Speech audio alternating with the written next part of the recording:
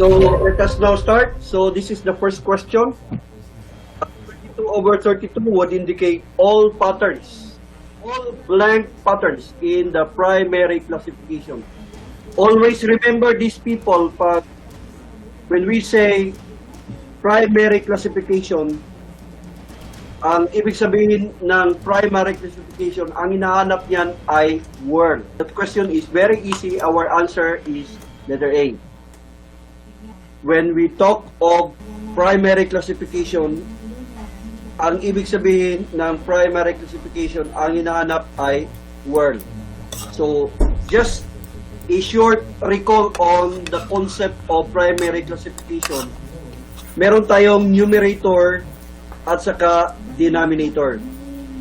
Ang hinahanap dito sa numerator, lahat ng even number fingers. And then, when we talk of denominator, ang hinahanap dito ay odd number fingers. So, isum up lahat ang tinatawag na numerical value sa even number fingers in order to get the numerator, and also all odd number fingers in order to get the denominator. Memory 8. Tingnan niyo dito ha.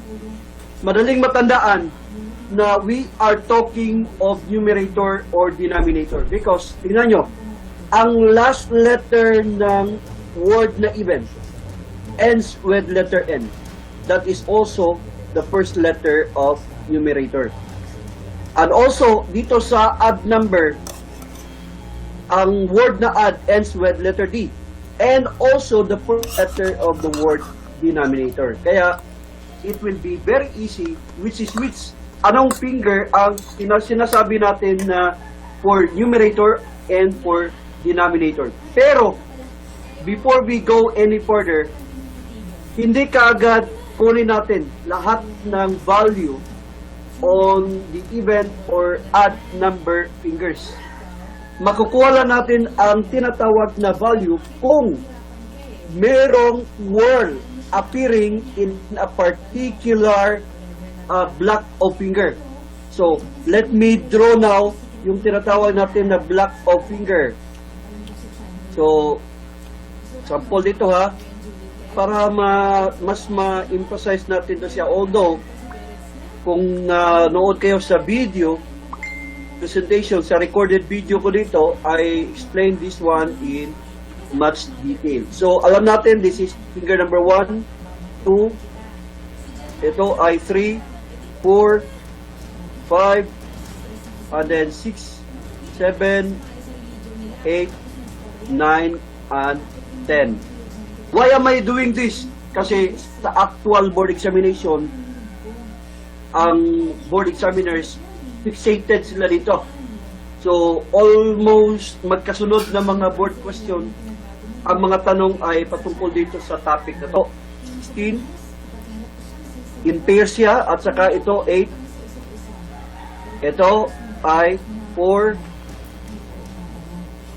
ito 2, at saka 1. Okay, you need to memorize, people. You need to memorize the numerical value. 16, 8, 4, 2, 1. Just remember that diminishing sa 16, just diminish it by dividing it by 2. Like 16 magiging 8. Divided by 2 magiging 4. Divided by 2 magiging 2. Divided by 2 magiging 1. And they appear in pairs beginning on finger number 1. Ang tinatawag na numerical value dito, just to get back a little on the concept, ang numerical value dito na tinatawag, makukuha lang kung may nag-appear na word in that particular finger. In other words, kung ang finger number 2 hindi siya word, you do not have so-called numerical value, 16. So, i-add lahat ng even number fingers for the numerator na may tinatawag na word na pattern. So, tingnan ang numerical value niya. So, balik tayo sa question. Pag merong 32 over 32, nag-indicate yan na lahat ng patterns ay word. I-prove natin ha. Let us start with numerator. Tingnan nyo, finger So 4 plus 16, another even number finger, 20. Another even number 8 plus 2. So 4 plus 16 plus 2, 22. And then another even number finger dito, finger number 4. So 22, 30. And then another even number na 10, 31.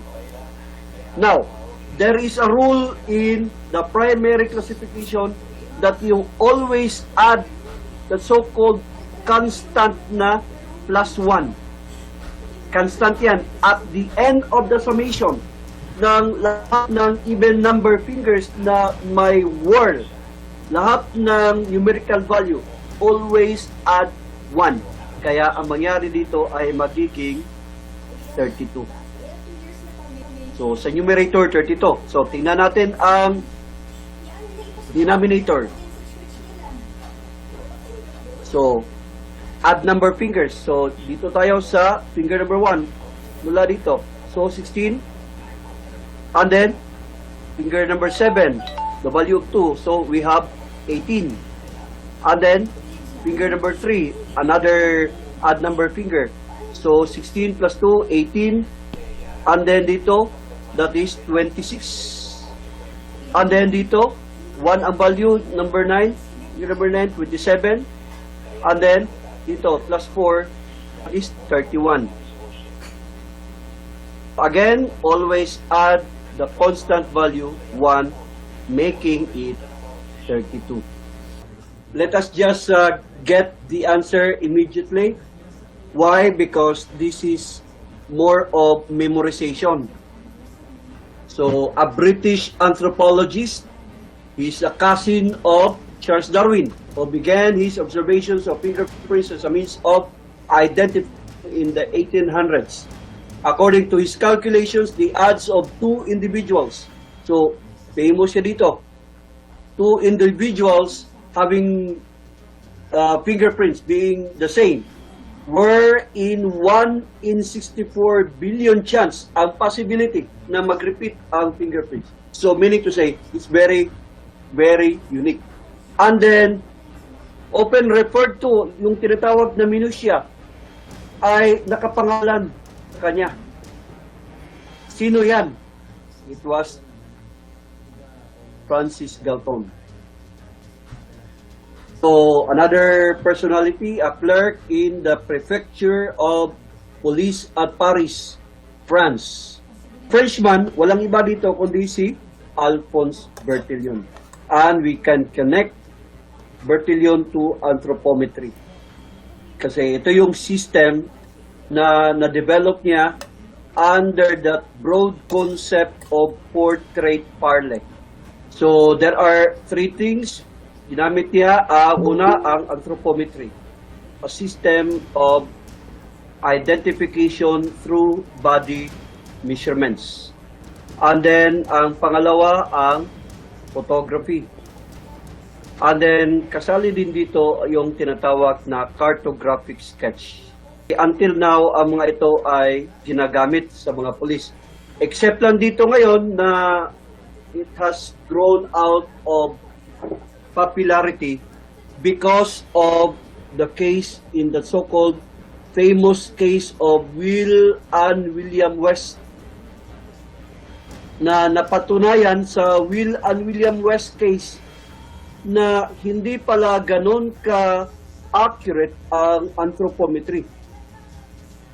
Although, nandito pa rin existing ang photography at saka cartographic sketch under the concept of portrait of Alphonse Bertillon. Alam natin, sa ngayon, ang portrait parley ay tinatawag na ngayon na Bertillon system. Pero pag sinabing portrait parley, hindi lang yan patungkol sa anthropometry, ha? It's a wrong concept to limit the concept of portrait parley to anthropometry. It has to be understood in three things: anthropometry, and then photography and cartographic sketch.